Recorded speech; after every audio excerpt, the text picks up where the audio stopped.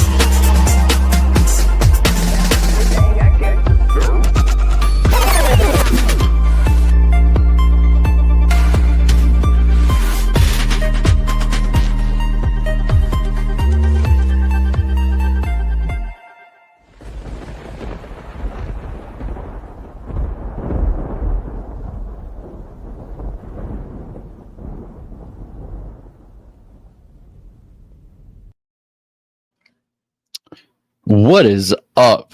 What is up, Giants fans? Welcome to an episode of Gridiron Giants. Just throwing a little something together, get y'all excited for the combine. We're gonna play a Joe Schoen interview from the combine, see what kind of questions and answers he gets. Maybe stop here and there, talk about what he says and whatnot. But without further ado, let's get right into it and see what he had to say.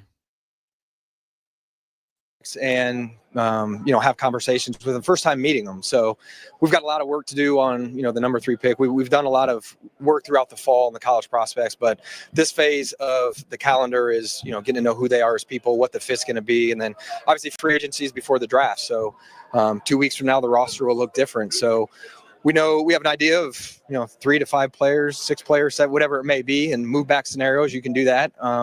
We'll also look at moving up if that's a possibility. So it's exciting time for a year for us, and a chance to make some change on the roster. Well, there you have it. Obviously, he said it. The Giants are willing to move up if it's a possibility, if it's worth their while. So there you have it. That's one possibility right there. Sure. And so we'll look at all different scenarios. You mentioned moving up, and last year, really, you couldn't move up the way it worked out.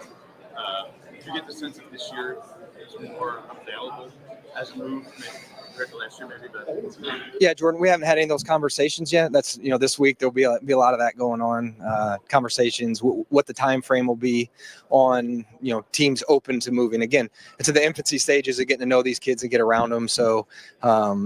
I look back on some of the trades that have happened in the past before the draft, whether it was the, Jets and the Colts in the 2018 draft. That was like late March, early April. I know Carolina and the Bears, did it, I think it was March 10th or, not long after the combine. So teams are on different time frames. There are different points in their process in terms of the information that they have and the capability to make those type of decisions that you're comfortable moving out or even the inverse, us moving up. So, a lot of that information will, be gathered over the next week or so, and, that'll help us map out our spring. How do you balance acquiring a player, whether it's free agency or trade, that you know what they can do because you've seen it compared to a rookie that you draft where it's evaluation that you balance those two, the short thing versus maybe the upside. Yeah, and where we are, Tommy DeVito is our only quarterback on the roster, so you may evaluate both of those. Those both may be options. So, again, we don't know what's going to happen in the draft. We don't know who's going to be there. When we get around these kids, they may or may not be a fit for us. So, we're going to have to address the position somewhere. And even if you get a young quarterback, you'd like to have a vet, in the room with them to show them the ropes and how to be a pro. So, we're looking at all different avenues. It's, hey, is this guy going to be really good for a young quarterback, or is this guy a starter? Or can we get a guy in the draft? Or if we do, should we have a guy that's more of a guy that can develop and show a guy how to be a pro? So, we're going to look at, vets. We're going to look at the draft. We're going to look at trade candidates. We're going to look at under every rock to, find the best prospect for us going into the 25 season. Okay. Okay. You don't know this today, but yet free agency is in 2 weeks. Do you need to have a quicker timeline on the handle what you can do in the draft and impact who you're going to target on this market? Ask that again. If you get a quarterback at 3, that may make you not as inclined to be aggressive. But vice versa, like you have to have more of a handle on the draft market. Go for it. Yeah, and we have as good a grasp as we can. Again, there's rules we have to follow in terms of when we can be around these kids. So, we've got a process and a timeline in place that will lead us to exactly what you're talking about, and we've got a plan in place for that. Joe, you mentioned trade candidates. There's reports that the Rams have given Matthew Stafford an opportunity to talk to other teams. Have you had those conversations? Yeah, you have to ask the Rams that. Ask that you can get that from the Rams and let them talk about that. He's under contract with them, so that'd be a question for the Rams. Joe, with who you trying to get, so get a quarterback.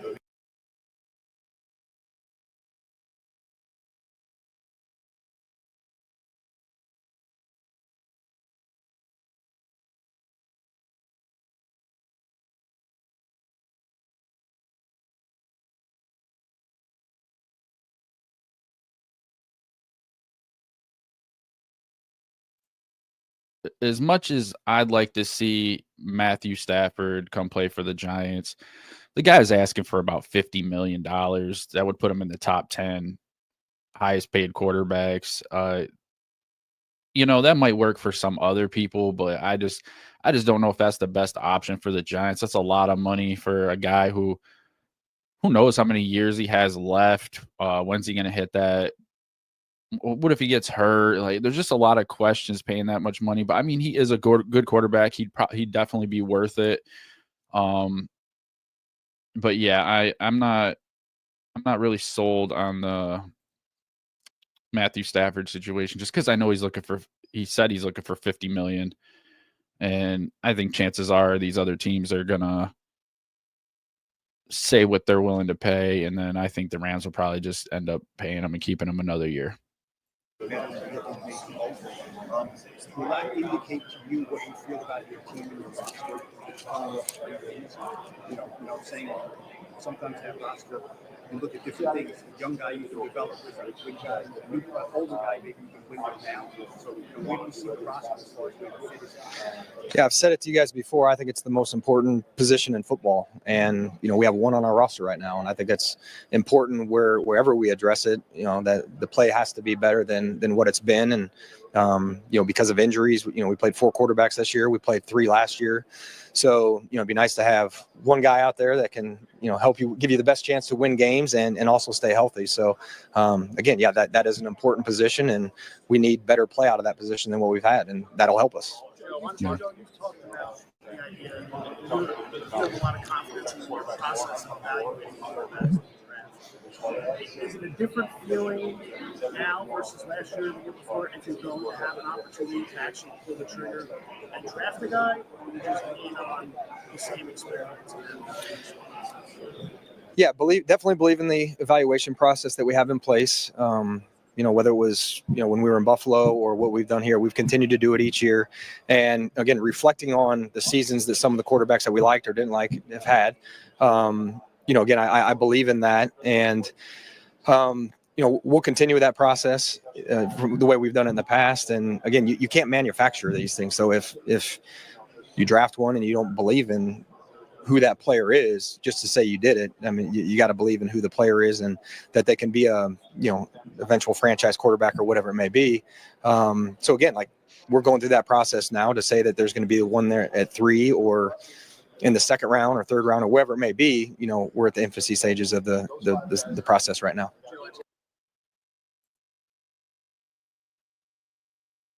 Man said, I don't know. He says a lot of good stuff, but at the same time, like, this is the guy that got rid of Saquon, y'all. Like, he makes me nervous. He's saying all the right things.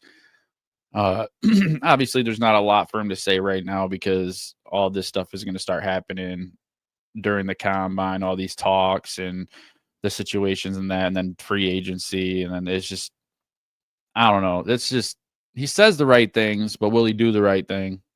That's still to be determined. When you saw going over to the Patriots and just said, hey, you guys. I didn't hear the first part that he's talking. Hard Knocks, I think it was shown that here at the Combine last year was when you had that first conversation with the Patriots on if you're interested in trading, call us, talk to us kind of thing. Do you plan on talking to the Titans and Browns in a similar fashion this week? Yeah, I'll talk to all 31 general managers or whoever the head of the personnel department is if they don't have a general manager here. And it's not just trades for the draft. It's any cap casualties they may have, any trade candidates. And sometimes those conversations may come up like, hey, what are you thinking in the draft? Hey, if you guys are open to moving back, I'd be willing to, talk with you. Or the other way, like, hey, if you guys want to come up to 3, at some point, give me a call. We may be open to that. So, have a good relationship with most of those guys around the league. And a lot of those conversations will happen this week, like you saw last week. So pretty much he's leaving everything on the table. He said they're willing to move up. He said they're willing to work on a deal to move down. So at this point, he's not giving us any solid information on where they're going to, which you expect that. You don't expect them to put out what their ideas are, but I mean, he said they're open to moving up or moving down. So I mean, that's positive. I think they really want that quarterback. Sure.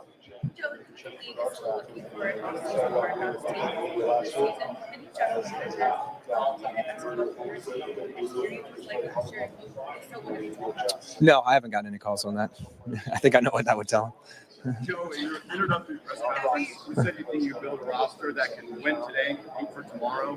Entering year 4 as a Giants GM, where do you think you are in that process? Yeah, we've got to be better. We were a 3-win team. So where we are financially, from a salary cap health standpoint, we're in good shape. We have premium draft capital. So not suffocating. We have the resources to improve the roster. And, again, we made some decisions after that first year when we won and, they didn't work out. So again, we're where we are. And again, I feel like we have the resources to improve the roster. And that's what's exciting about this time of year. That was Marshall Green that asked him that too from Chat Sports for the Giants. That's a good question. That was a very good question. I don't know. He's Joe Schoen just kind of just saying everything you should be saying. I don't know. I hope hopefully this guy makes some good choices.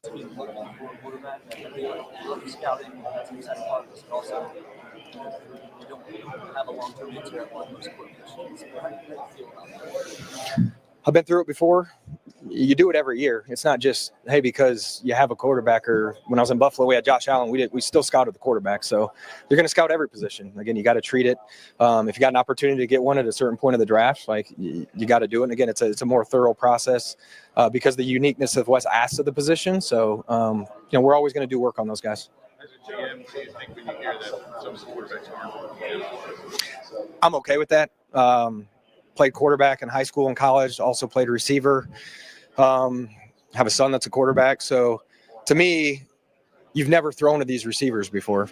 Okay. Like you guys are the local guys, like you guys know Wandell. He's quick and fast and really good in the slot. And then you may get a bigger receiver that's a 4.6 guy that's not a good route runner. So if they throw, that's great. I'm never going to downgrade them for not throwing. And then if they don't have a great throwing session, I'm not going to downgrade them for that either because I've never thrown to these guys. And it's timing, it's anticipation, it's the type of routes that guys run, their ability to run certain routes. So, I think that's important as a quarterback when you're throwing to these guys. So if a guy decides he doesn't want to throw and he wants to throw at his pro day, I'm okay with that.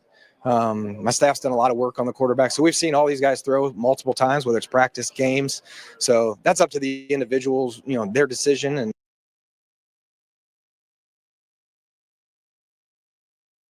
for instance, Shador's not going to throw at the combine, but he's going to throw on his pro day. So it makes sense. He's not really got nothing to gain. And it's nice to see that he wouldn't hold that against him if they had a bad session. He understands the timing and everything with the receivers. So that's good. That's good. And how they feel about that. And I'm okay with that. No, we're open to everything. Move up, move back. Again, it's an exciting time for a year. We're starting to put that together now, put the puzzle together. So, we're going to look at all options to, improve the roster going into 2025. You said your son's quarter. What are like the 2 or 3 most important traits you want him to display? We just had this conversation. Completions and winner. I want a winner. I want a guy that can win and complete passes. So that's the most important thing. He likes to throw these go balls and deep balls all the time, and just take the gains, take positives, take completions and win games. So that's what I tell him. Everybody's captain. His captain, yeah, he's located. Yeah, NIL's on the horizon. So, he sent me some clips this morning. That's funny you said that, Pat. Yeah, I'm not going to tell you, but and listen, last year, like he knows where that came from, so that wasn't all his idea.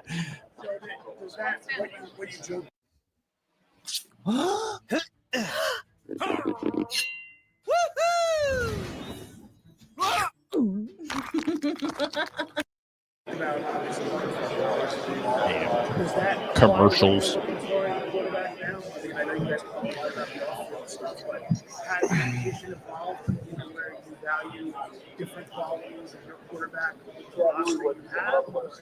Yeah, it's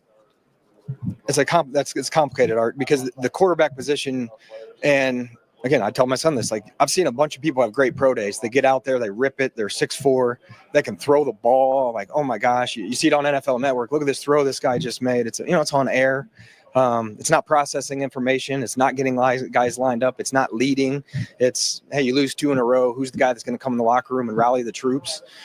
Who's the first one in? Who's the last one to leave? Who's going to elevate everybody around him? I think the quarterback can elevate the entire team. So I can't just say, hey, I want a guy that's, winning's important, all that's important, but there's a lot that goes into the quarterback position. And that's this time of year is where we can find that out. Like, we've seen the film evaluation. We've seen how these guys perform under pressure. We've seen how they do on 3rd down, how they do on 4th down in money situations. Now we need to figure out who they are as people. And it's a unique media market. Everybody knows that's standing here. So can they handle the pressure? Can they handle adversity? Can they handle people talking negatively about them, over extended period of time? Hopefully not extended period of time if we take them, but that's the reality of the situation. So, how can they handle all those things? And that's what we need to try to find out this time of year.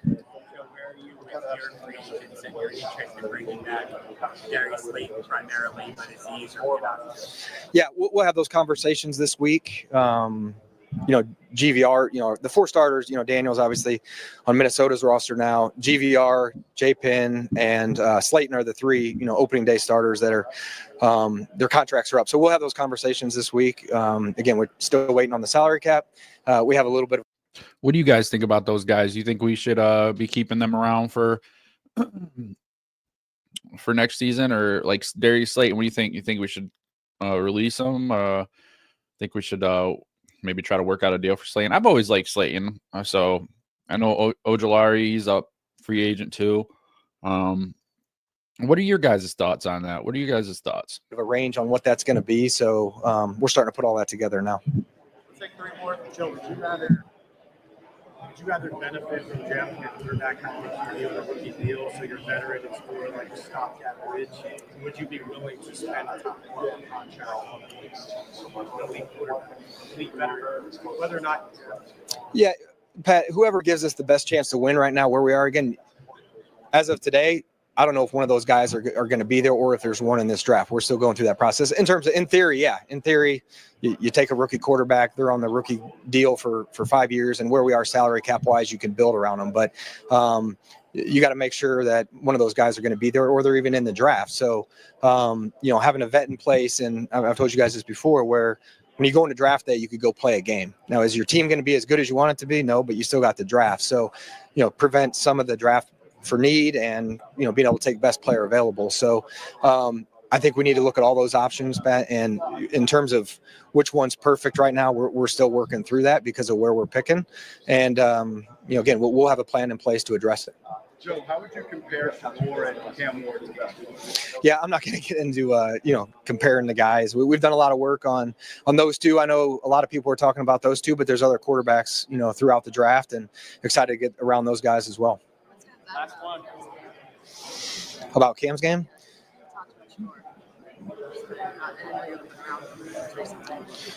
Yeah, I haven't been around Cam. Again, that's something that we'll have to get around, but, have seen him play a couple times. I was at the Cal game, and they dug themselves a little bit of hole.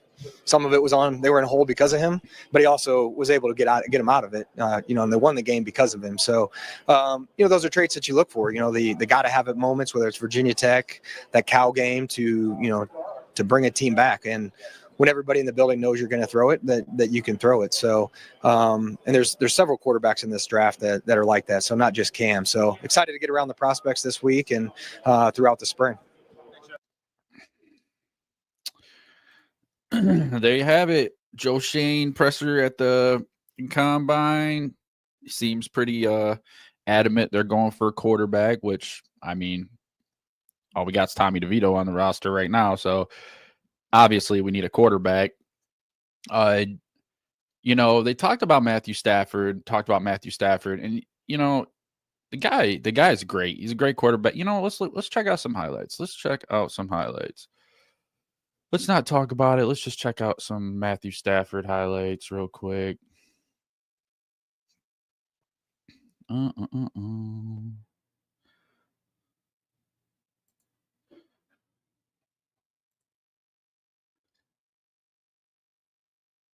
Parkinson down the sideline. Kobe Parkinson with a big game.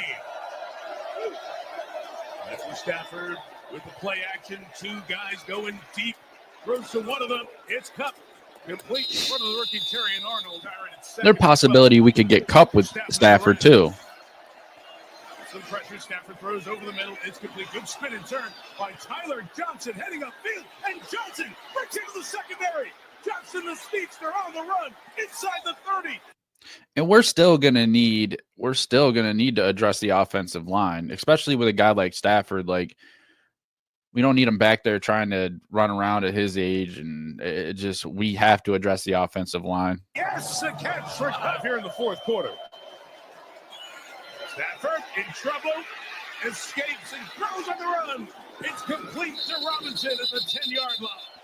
First and goal for the Rams. Stafford looking up top.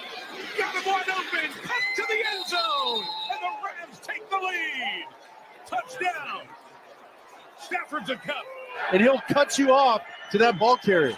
Wide receiver blocking so important. Kaiser White almost got to Stafford, who buys time, launches for Robinson, who makes a catch downfield to save his quarterback. To number 9. What's your guys' stance on that? If we did acquire Matthew Stafford, how would you feel if we tried to acquire Cooper Kupp too? Because we bring them together as a pair, like their timing, everything will be on. It'd just be more working with Malik and, like I said, addressing the offensive line. What do you guys think about that? Think that we should try to get Cooper Kupp if we end up getting Matthew Stafford? Good job by Williams to pick up the safety, and that allows Stafford to deliver to Tutu Atwell on the sideline, and he rolls out of bounds to stop the clock with 58 seconds. Double trouble inside, 2 backers. Double A gap blitz, here it comes. Stafford sidearm sling to Kupp. What a throw and catch, and what a run for Kupp to get into the red zone. 3 down line, 2 backers on. Imagine that as a Giants watching that. Matthew Stafford to Cooper Kupp, sidearm. Perimeter here. Stafford rifles it downfield, and he finds Tutu Atwell at 5'9". Stafford sending the whole line to the right. Here they come. Good protection. Good throw. Tutu Atwell catches this one and takes it out past the. So, yeah, as you see, he's got good pass protection. He's got a decent line with the Rams. So, it's not exactly what we would get if he came to the Giants unless we address the offensive line. And even if we do address the offensive line, depending on if we get veterans or people from the draft, it's going to take some time for them to start clicking. But, I mean, I'm not against the Matthew Stafford. I think $50 million is a little over the top. I don't know. $50 million a lot. Is he worth it? Yeah, he probably is. But at his age, it's like, and I know I've been on the fence about Shedeur and Cam. I mean, I think we should pick Cam or Shedeur because he's more game ready, and Cam would be good if he was going to sit a year and work under one of the veterans. So hopefully the Giants, we're going to address the quarterback in some way, shape, or form, whether it be from the draft or picking up a veteran like Matthew Stafford. But I just don't know. It's a little tough for me to sit here and say I think we should spend $50 million a year on Matthew Stafford. I feel like we need a little bit too much. We need a few too many pieces just to throw him out there. It would do us no good to spend all that money, and if we don't have the necessary pieces on the offensive line, a corner, safety, some of these necessary positions, it could. Yeah, we probably win. We're definitely going to win more games, but is it going to be worth our while? I do know that Joe Shane and Daybell's jobs are on the line, so hopefully they address these situations, the offensive line. Hopefully they address those as well as the quarterback situation, but only time will tell. Just wanted to throw that interview out here for you guys. Appreciate you stopping by. Please remember, if you stop in, try to watch the video to the end. Like, share, subscribe, smash that like button. It helps. Every like helps. The combine's just getting up and going. We'll come back. Maybe we'll do some video, show some video of some people doing the 40s and the passing routes and all that stuff. We'll do some videos for that. Anytime we hear something new about the Giants, we'll start talking about that stuff. It's getting exciting, man. We're close. It's almost time. It's almost time for the draft, almost time for free agency. The real stuff is going to happen. We've kind of been in limbo ever since the end of the season, just waiting for people to start coming out with some information that is anything more than rumor. So yeah, guys, thanks for stopping in for another episode of Gridiron Giants. I'm your host, Mike Jones. Remember, keep those sticks moving and go G-Men. Yes, sir. Yes, sir. I don't know what video I got for a closing. You guys like that new video? Did you like the new video? See if I can get it on here. We'll play it for the outro too. If it lets me.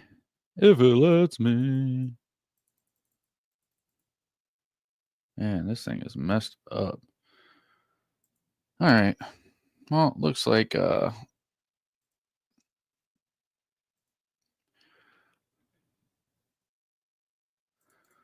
not gonna let me pick that, so looks like we're gonna have to go with Hey, you let me move nothing. So what I'll do is I'll just play the video for y'all. Thanks for stopping by. Thanks for kicking it with me on the Gridiron Giants podcast. We'll see you next time. Love y'all. Peace.